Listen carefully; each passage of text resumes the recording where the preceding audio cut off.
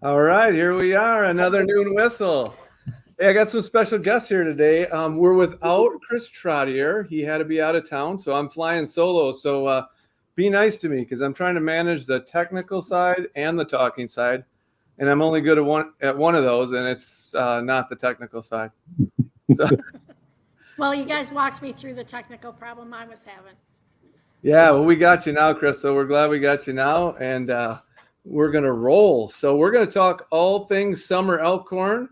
And we got Chris Clapper, Executive Director of the Chamber, and Larry Gaffey, General Manager of the Fairgrounds. Two people who got their hands in most, if not all, of the things going on here in the summer in Elkhorn. How you doing, John? I'm good. How you doing? How you doing, Chris? Good. How are you guys? Good.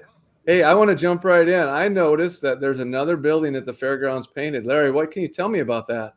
Yeah, it's kind of fun. I mean, we get mixed reviews, mostly good, but we developed a new logo for the Fairgrounds, and it's based on the Walworth County Visitors Bureau logo, which is a multicolor logo.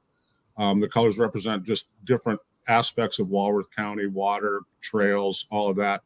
There was a lot of research done on that, and we needed to freshen up our look at the Fairgrounds too. And we thought, what better way than to tie into the marketing campaign that Walworth County Visitors Bureau is doing, and go all in, paint our buildings. And it's turned into a really cool blessing too, because people say, where's the office? Where's the where are the bathrooms? They're in the orange building. Where are the, where's the dining hall? It's a red building, so it's worked out really well. I think I sent you a screenshot of our new logo of the Fairgrounds. You did. I love, my vote for the buildings is A+. I love it. You'd have my vote. I don't know what Chris's opinion is, but I think it's great. I love the idea that you followed through with the Walworth County Visitors Bureau. And as someone who's working and doing different volunteering opportunities at the fairgrounds, I know the first flea market, I had somebody say, where's the washroom? And you always used to say, the one with the pendant flags. And I went, this time, the big orange building. That's right. So it was very nice. All right, let's check out this new logo.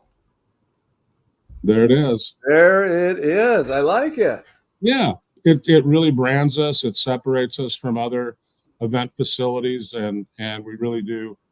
It kind of closes the sale when you come onto the property and see those buildings matching that logo, and I think it's something that we can run with for years and years to come. So we're very proud of it. Yeah, what will we see that on?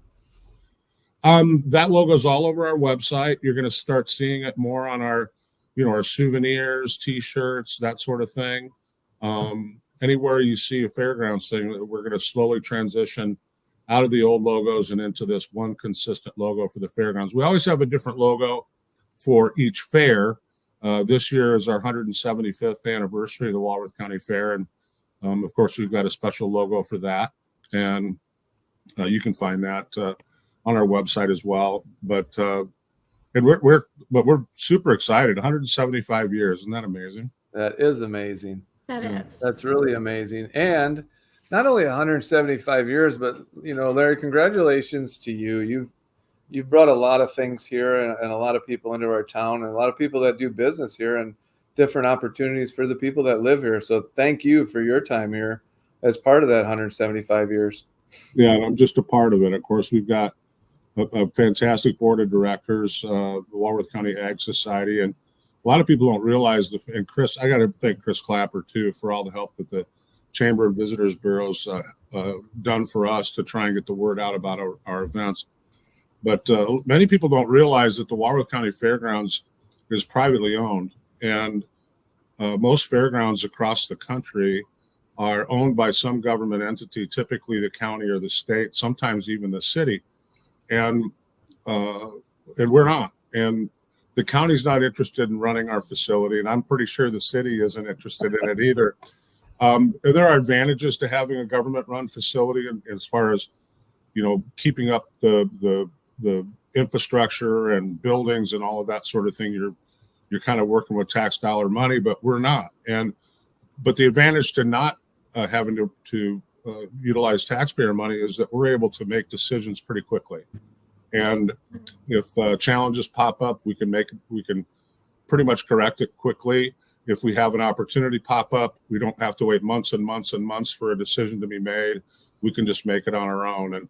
But the other part of it is that we have to make money to be able to maintain our facilities. Our number one mission is to provide ag education facilities for kids, and number two, to provide facilities for quality entertainment for all of Walworth County and beyond. So to maintain those buildings, we've got to make some money. So doing horse events, doing all these other events, Rib Fest, this new Neon Nights music festival, all of those things help us earn income so that we can maintain and beautify the fairgrounds. So I think we've got close to 100 buildings, and you know how many roofs have to be replaced every year? There's always one or two, you know, so, and that and beyond. So at any rate, happy to be part of a great organization like the Walworth County Fairgrounds and all of it's member owned.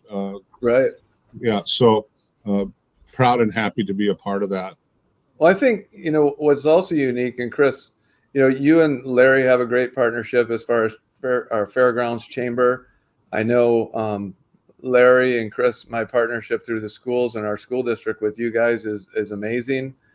And I think it seems together. And I don't know if people understand, Larry, that from either the chamber side, Chris, or the fairground side, that how tight partnerships are between so many agencies and so many groups and nonprofits within our community, that we're pretty fortunate. And people comment to me like, oh, Elkhorn, you know, you're lucky that you have that's kind of seamless between everybody. And I guess you just assume everybody does it that way. And Larry, you're so good to the schools with, you know, they utilize your roadways for our pickup drop-offs to Jackson School. And, you know, in the wintertime when things need to get done or plowing or in and out, like, yeah, we're always going, hey, what do you think? And you've always been a yes. And I know, Chris, you're the same way with the partnerships that we have. And so I'm grateful for you guys. And I don't want to take any longer. Let's get into what's going on this summer. Let's go. Yeah. All right. Who's starting? Go ahead, Larry.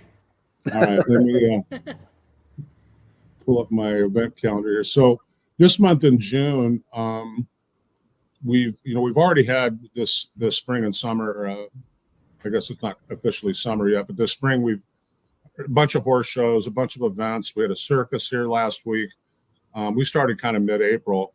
And last weekend we had a cowgirl challenge in our horse area that was really cool. But this coming up here, we've got it's the Carriage Classic, and I don't know, probably not many people have seen this, but it's one of the most beautiful horse shows you'll ever see. They come out with they dress in period. They've got carriages and different types of draft wagons and that sort of thing, and they go through obstacle courses, and the horses are polished up completely. All of their tack and everything's polished. It's just a beautiful thing. And we've got another horse show that weekend too, High School Association horse show. But Pork Chop Cookout's coming up June 19th, and I know a lot of people wait for that. We typically, Dave Adams, our board president, he'll cook around 6,000 pork chops between 4 and 7 p.m. And we have drive-through. You can eat in the activity center out on a picnic table. Any of that coming up. People wait for that. They line up for that, baby. Well, they do. They'll be lined up by 3 o'clock. Yeah. And you can buy tickets if you go to our website. There's probably 25, 30 different ticket locations. You can also buy them online.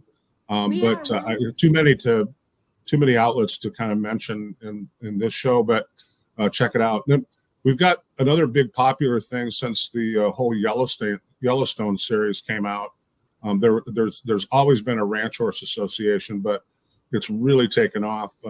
This whole Western lifestyle thing has taken off, and there's a ranch horse show the weekend of June 22nd. That's really neat. They're roping cattle, they're sorting cattle, they're doing all the fancy horse things you see on that series.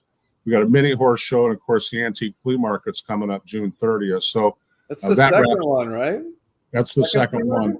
Yeah, that's the second one, and the attendance for those has been fantastic. I think this last one, there wasn't any vendor space left. It was sold out. There's over 500 antique vendors there. That happens about 4 times a year. So that wraps up June. Yep, that brings them in. The Elkhorn Equestrian Event Center, which is we kind of named it that because our horse area, because we have so many horse shows, and it helps kind of identify that for people that aren't familiar with the fairgrounds. And but the Equestrian Center has become one of the most well-known barrel racing facilities in the upper Midwest, if not the most famous one. We've got 450 permanent horse stalls. We've got 5 arenas, and we've got a huge barrel racing show coming up the July 5th and 6th. And then we've got professional championship bull riding on July 5th and 6th as well, which is it's a championship series that travels all over the country. They get some of the best bull riders in the world coming out to this. It's super, super good value for your family to come out and watch. And that it's a Friday, Saturday, July 5th and 6th, has a massive fireworks show after each event. If you want to catch some more 4th of July fireworks, that's a good time to do it. And then, of course, Elkhorn Rib Fest is coming up, John. It starts July 10th, goes through the 14th. And that's a big event, and it grows every year. We're fully expecting over 100,000 people again this year. They're coming in from all over the place: Iowa, Minnesota, Michigan, Illinois, Indiana. They come in for this thing. We've got champion barbecue companies coming in from across the country, even Australia. So, Larry, last year you asked Chris and I to be judges. Yeah. And we graciously took the offer, and I think I still have the meat sweats. Well, you better get over them, because I'm going to invite you to come and judge again. You two. So. I don't know if my body could take that. It was amazing. You're like, this is really good. This is really good. And about a half hour later, I thought, I need a nap. I need to lay down. You don't eat the whole rib. You just take a bite, man. You don't have to eat it. Well, I was not a veteran taster, so I was digging in. I do believe he was supposed to come volunteer for me, and he was having the meat sweats and said, I got to take a nap. Yeah. We got Steak Cookout. The Junior Beef Project every year does a steak cookout. It's drive-through and dine-in. Great steaks, cooked to order. They got burgers as well. And that's a great way to support your youth and ag education. Come out to Steak Cookout. We also do a Smiles Horse Show that's coming up in July. We give them the arena for nothing for that, but it's about therapeutic riding for people with disabilities and that sort of thing, and super happy to be able to provide facilities for them. More barrel racing. We've got a big dog show that happens every year at the end of July. The Burlington Kennel Club does their dog show. If you've never been out to see that, it's pretty neat. All breeds. Most of them are professional dog breeders. The owners aren't even there. It's their handlers, and they're traveling around in these big fancy RVs, and they travel all over the country showing their animals. So none of the owners are there. Those are all just some are, but a lot of them are just people that are hired to showcase that owner's dogs.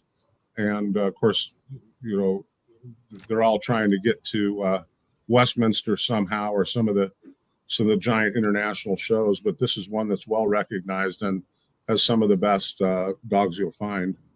Pretty cool. And that wraps up our July. And August, we've got, of course, our new music festival called Neon Nights. It happens August 2nd and 3rd. It's a classic country music festival. I think we've got, Chris, I can't remember, what do we have? 8, 9 different artists. Winona Judd, Trace Adkins, John Michael Montgomery, on and on and on. That 2 could days. be amazing. That could be really, really amazing. We're really excited to be able to bring that here. And there's not really many festivals like that focus on older country music. And when I say older, John, I don't mean older than you. I mean like 90s. I appreciate that. I just had a birthday. So did Chris. So we're heading that way, but I appreciate that. Yeah. And we got National Night Out again, August 6th. That I'm sure a lot of people have heard of that. It's where all of our area fire departments and law enforcement and EMS, all of them, the county sheriff's office, they all come out and display their equipment and do demonstrations in the grandstands. They'll do crash demonstrations, canine demonstrations. It's just a good way for our first responders and the community to kind of get to know each other a little bit. And a lot of these departments are volunteers. Some are employed by the city or whatever, but they're all people that really care about our community. And I think it's communities. And I think it really is a great thing for people to get out and say hi and show their appreciation. And they'll also show you some really cool stuff. So that's coming up. Then another flea market, August 11th. And one of our biggest events of the year, we have the Wisconsin State Barrel Racing Championships, the NBHA. It starts on August 15th. And we'll have horses in the dairy barns. I mean, we've got 450 stalls, and it's not enough. It's pretty cool. It's worth coming out. It's free to come out and watch them run. And then, of course, the fair starts August 28th. Yeah. Then that's exciting, but it also sends the message that fall is coming and it's time to go back to school. And thanks, Larry. There's so many things going on there, a little bit of something for everybody. Where can someone find, if they want to go look at what's there that they might want to do?